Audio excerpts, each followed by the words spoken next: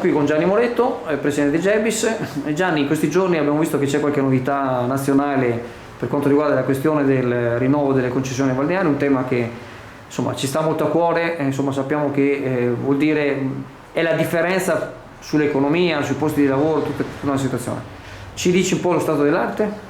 Bene, sì, come dicevi te, introducevi te, è appunto un tema caldo anche a livello di governo, quindi nelle mani di Draghi, che sta appunto trovando i provvedimenti per mettere in salvaguardia quelle che sono le nostre aziende, come dicevi te, che danno tanti posti di lavoro e comunque un'economia importante. Il Veneto è una delle economie turistiche più prevalenti, quindi che dà un maggiore impulso economico. Leonardo Ranieri, tra l'altro, anche questa mattina, in questi giorni, era a Roma proprio per difendere la posizione della Costa Veneta, ma non solo, ma anche a livello nazionale, avendo anche l'incarico di vicepresidente nazionale.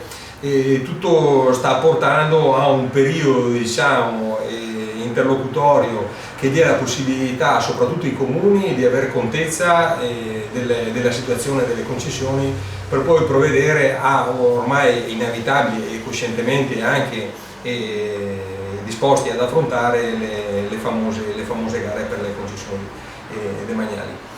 Questo comporterà sicuramente sì preoccupazione anche per la stagione che sta iniziando, ma comunque un certo ottimismo anche per quanto riguarda soprattutto il riconoscimento del valore aziendale, che sembra entrare nella logica anche del governo, e quindi questo sicuramente porta un minimo, seppur poca, serenità, ecco, da parte dei concessionari, e poi non solo, perché sono temi che poi riguardano anche laghi d'Arsene, quindi laguna, quindi non solo i concessionari degli stabilimenti balneari, ma un po' tutte le concessioni in genere.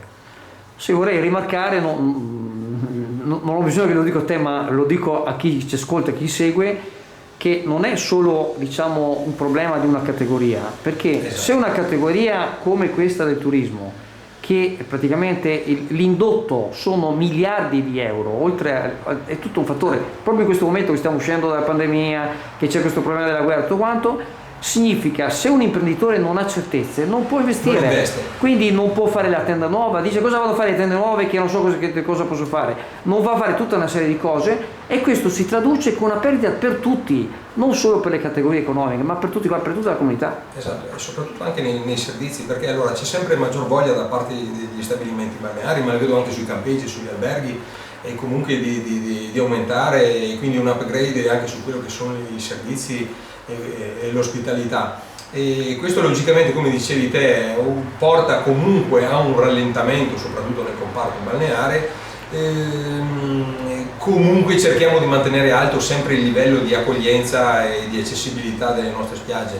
Un grosso lavoro è stato fatto l'anno scorso, negli anni dove abbiamo visto il Covid, abbastanza importante, quindi si segnava anche una difficoltà del settore, ma un po' di tutto il settore economico, e invece comunque sempre tanto ottimismo da parte dei concessionari, che hanno sempre messo in campo tanta forza, tante economie per essere sempre pronti ad accogliere il turista. Come dicevi te, anche perché è un'economia importante, un rallentamento sì c'è, anche poi che va a ricadere un po' su tutto il tessuto economico, ma siamo fiduciosi come... Mi permetto anche un'altra domanda, una domanda forse retorica, tra virgolette.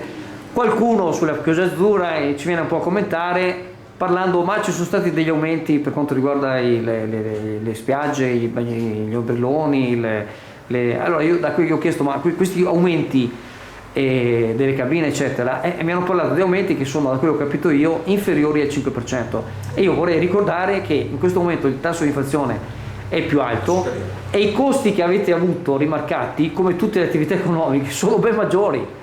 Cioè questo bisogna spiegare un po' alla gente. Quindi diciamo che le materie prime che vengono usate per l'attrezzatura, quindi l'alluminio, parlo lettini ombrelloni, quindi alluminio, plastiche per quanto riguarda i teli della copertura, hanno avuto un'incidenza, quindi un aumento oltre al 30%, quindi è, diciamo, in linea con quella che è l'aliquota inflazionistica e quell'aumento che c'è stato, ma dovuto principalmente non per la voglia di guadagnare di più o a scapito del cliente, ma semplicemente un aggiornamento di quelli che sono i costi che le imprese nostre è ben superiore al tasso di inflazione. Assolutamente sì. Quindi voi non avete aumentato in confronto agli aumenti che avete avuto. Abbiamo equilibrato i nostri avete costi. cercato di sistemare un po'. Ecco, Esattamente. ecco, Un'osservazione ci giusta. tenevo a dire questa cosa alla gente, perché la gente dovrebbe capire che chi opera, chi lavora deve cercare di tenere su, c'è il rischio di impresa, dopo, se uno alla fine non ce la fa a pagare i conti, dopo è cattivo, è antipatico, eccetera, eccetera.